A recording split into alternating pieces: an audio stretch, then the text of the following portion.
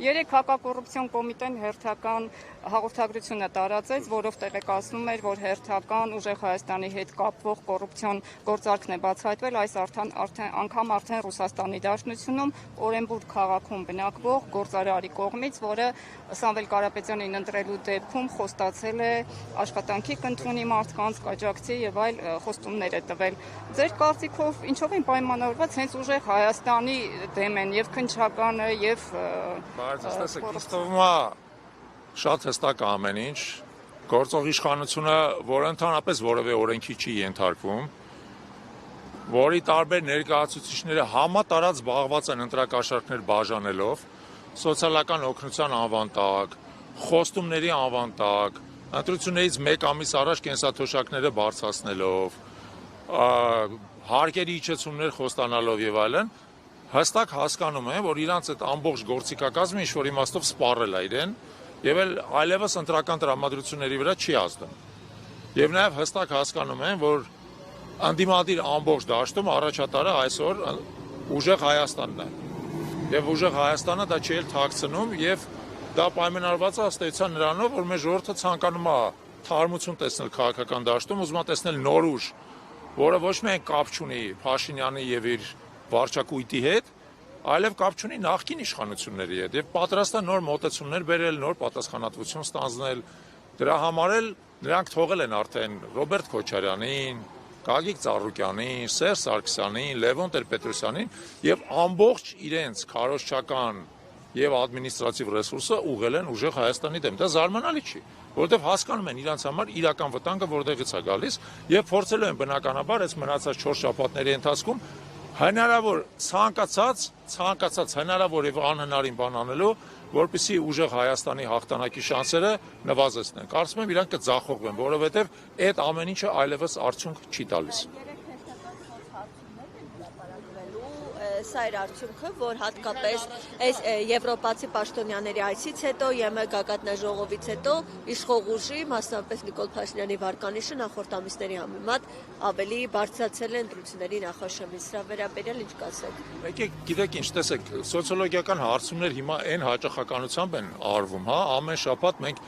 2-3 սոցիոլոգիական հարցման արդյունք ենք տեսնում։ Ընտրությունների արդյունքների տեսանկյունից սոցիոլոգիական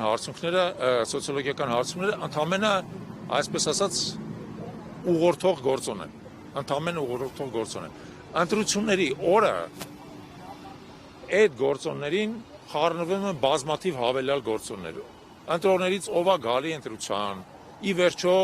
վերջի պահին ինչ ընտրություն է կատարում, իր խղճի առաջ ինչ պատասխանա տալի եւ այլն։ Դա համար եկեք վերաբերվենք բոլոր այդ սոցիոլոգիական հարցումներին որպես ընդհանուր, այսպես ասած, ֆոն,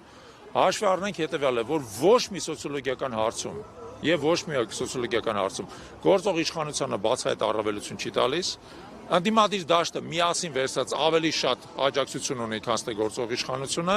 ցանկացած պրակտիկորեն սոցիոլոգիական հարցման մեջ, ուստի մեր հիմնական խնդիրը լինելու է նա, որ մենք անդիմադիր ընտրողին կարողանանք բերել ընտրության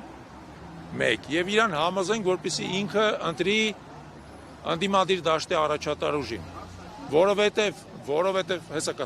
որովհետեւ ամենակարևորը նրանում է, որ անդիմադիր դաշտը, որը առնվազն 70% է կազմում Հայաստանում, ինքը գա ընտրության եւ իր ձայները չփոշյանան։ Եթե մենք այդ երկուսը կարողանանք ապահովել, հաղթանակը երաշխավորված է։ Հիմա վերադառնալով ձեր հարցին, ինչպես ենք անելու։ Տեսեք, իշխանությունը վերահսկում է հանրային հաղորդակցության կարևորագույն խողովակները։ Առաջին հերթին հանրային հեռուստատեսությունը։ Հանրային հեռուստատեսության միջոցով վերջի 5 տարիների ընթացքում նա ամենօրյա ռեժիմով սուտ, կեղծիք եւ ատելություն է տարածել, ամենօրյա ռեժիմով եւ շարունակում է տարածել։ Եվ ցավոք, մեր հասարակության այն մասը, որը ինֆորմացիան ստանում է հանրային հեռուստատեսությունից, ենթարկվել է այդ ազդեցությանը, այդ տոքսիկ թունավորող ազդեցությանը։ Մենք միակ ձևը այդ մարդկանց հասնելու դա ֆիզիկական կոնտակտն է։ Տեսեք, ես այսօր խոսում եմ, տեսնում եմ առնվազն 20 տեսախցիկ է, չէ՞ նկարում, բայց այդ 20 տեսախցիկից եւ ոչ մեկի նկարածը հասարակության այն մասը, որը մեկ է նայում, չի տեսնելու։ Դա համար միակ ձևը իրանց կարծիքի վրա ազդելու դա նրանում է, որ մենք գնանք իր դուռը ծեծենք, մտնենք, բարևենք, ներողություն խնդրենք, որ իր անդորը խախտում ենք, եւ այդ մարդու հետ խոսանք։ անմիջական խոսանք։ Դա է ձևը։ Այդպես արդեն սկսել ենք անել, եւ այս վերջի 4 շաբաթները պետք է առավելագույնս օգտագործենք, որպեսզի այո, ամեն հայ մարդու տուն մտնենք եւ իրան ասենք հետեւյալը. եթե դու ընտրում ես Փաշինյանին, դու ընտրում ես Էրդողանին եւ Ալիևին, որովհետեւ Փաշինյանը այսօր դարձել է Էրդողանի եւ Ալիևի բացահայտ ծառան ու կամակատարը։ Դու ընտրում ես 300,000 ադրբեջանցիների Հայաստանում բնակվելը։ Դու ընտրում ես Սյունիքի հանձնումը Ադրբեջանին։ Դու ընտրում ես հայկական եկեղեցիների ավերումը, դու ընտրում ես հայ առաքելական եկեղեցու որպես կառույցի ավերումը։ Դու ընտրում ես մի Հայաստան, որում քո երեխաները չեն ուզենալու ապրել։ Մի խափնվի այն ասֆալտին, որը Փաշինյանը բերել է քո դուռը։ Այդ ասֆալտը վաղը մյուս օրը քանդվելու է, մանավանդ որ անորակ ասֆալտ է։ Հիշի, որ մենք 3000-ամյա ազգ ենք։ Եվ դեռ 3000 եւ ավել 1000 տարիներ պետք է ապրենք։ Մեր ազգի ապագան մի զոհի քո դռան դեմի ասֆալտին։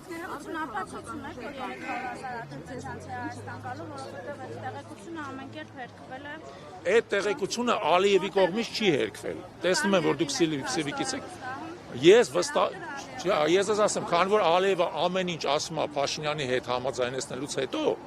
ապա ես ոչ թե Ալիևին եմ վստահում, այլ ասում եմ հետեւյալը, եթե Ալիևը ասում է, ուրեմն Փաշինյանը արդեն համաձայնվել է։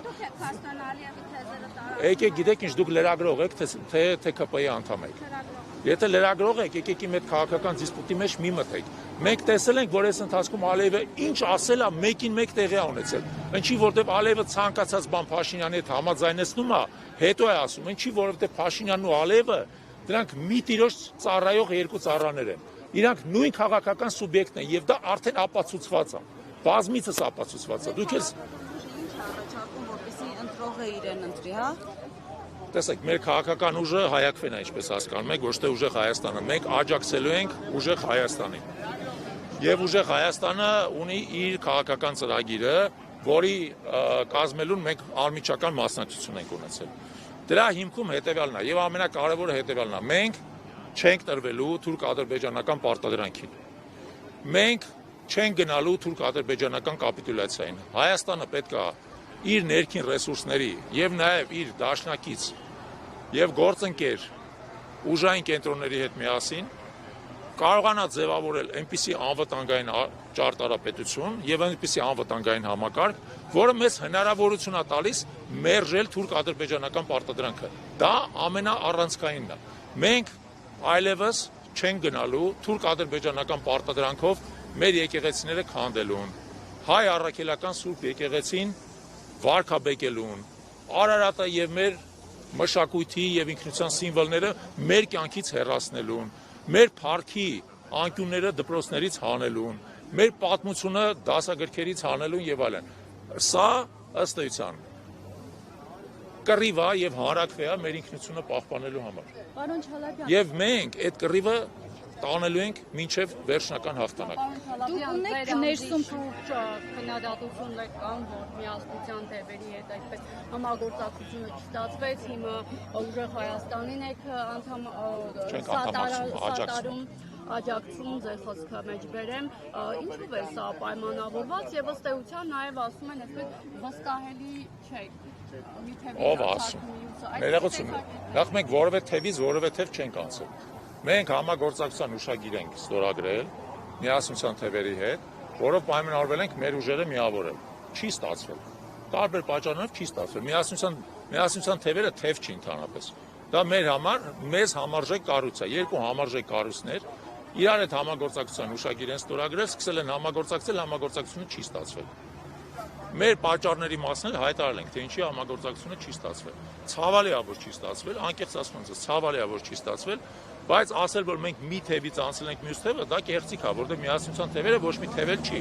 Դա մեր պես նորաստեղծ կառույց է, ավելի շուտ մենք 3 տարվա արդեն գործող կառույց ենք, իրենք կես տարի են գործում։ Կարելի է ասել, որ ընդհանրապես ուղղակի այդ համագործակցությունը չստացվեց այդքան բան։ Իդեպ ուժեղ Հայաստանը եւս նորաստեղծ կառույց է։ Եվ ասել, որ մի թևից մյուսն ենք անցնում, սխալ է, որովհետև սրանք բոլորը նորաստեղծ կառույցներ են, իրանց միջև ընթանում են համագործակցության տարբեր տեսակի ձևաչափներով քննարկում, հուսով ենք այս համագործակցությունը կստացվի։ Պարոն Չալաբյան, խնդրում եմ կիսվեք, եթե այդպիսիք կան, դաշինքի ներսում ընդհանրապես քննարկումներ ունեք, թե առաջատար պաշտոններում առաջնահերթ ինչ նշանակումներ կունենա։ Տեսեք, ես կարծում եմ, որ դրա մասին խոսելը ընդհանրապես ժամանակավրեպ է, հա, որովհետև արջին չորսած իրակաշին չեն բաժանում իր մեջ։ Ես ընդհանրապես որևէ այդպիսի քննարկման չեմ մասնակցել եւ չեմ տեսնում դրա անհրաժեշտություն այս բանը, որովհետեւ առաջնահերթ խնդիրը ըստ էության իշխանափոխությունը իրականացնելն է։ Եթե իշխանափոխությունը տեղի ունենա եւ երբ որ իշխանափոխությունը տեղի ունենա, ես կարծում եմ, որ կառավարության կազմը որպես այդպեսին երկրորդական հարց է լինելու։ Իհարկե, մենք պնդելու ենք նրա վրա, որ կառավարությունը կազմած լինի բարձր հանրային վաստակություն վայելող մասնագետ պրոֆեսիոնալ մարդկանցից եւ հայակվեն իր ներսում ունի այդպիսի մարդիկ։ Իհարկե չենք հավակնում ամբողջ կառավարության կազմը մեզանով լրացնելու, բայց մենք մեր ներսում եղած պրոֆեսիոնալներին բնականաբար կառաջարկենք։ Բայց իմ կարծիքով հիմա դրա մասին հստակ պետք չի մտածել։ Ընդհանրակը պետք է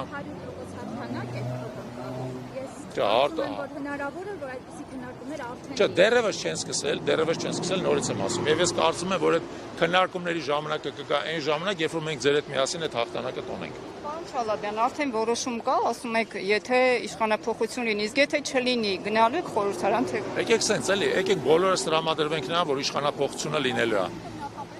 Որոշում կայացված չէ, կմտնեք որպես փոքրամասնություն խորհրդարան չեք մտնի։ Նորից ձեզ ասեմ էլի, տեսեք, հիշեք հետևյալը, հայակվեն աջակցում է ուժեղ Հայաստանին, բայց հայակվեն ներգրաված չի նույնիսկ ուժեղ Հայաստանի ցուցակի մեջ։ Ուստի այդ հարցերը դուք պետք է տաք ուժեղ Հայաստանի ցուցակի ներկայացուցիչներին, կմտնեն, չեն մտնի, բայց մեր նպատակը ի վերջո շատ հստակ է, հասնել իշխանափոխության եւ ձևավորել ազգային իշխանություն, ոչ թե թուրք-ադրբեջանական հպատակ իշխանություն ունենալ եւս երրորդ անգամ արդեն։ Մեր նպատակը դա է։ Այդ իշխանության ներսում, թե նախարարական պաշտոնները ովքեր կզբաղացնեն, կարևոր հարց է, բայց ամենակարևորը չի։ Լավ, շնորհակալ եմ բոլորին։